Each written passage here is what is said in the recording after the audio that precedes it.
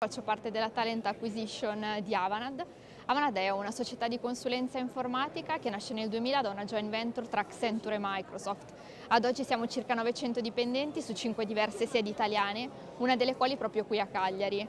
Quindi siamo una vera e propria realtà di società di consulenza informatica. Questo significa che arriviamo al cliente portando tutta una serie di temi di implementazione e miglioramento continuo, grazie al fatto che siamo anche figli di Microsoft e quindi portiamo tutto il loro ecosistema.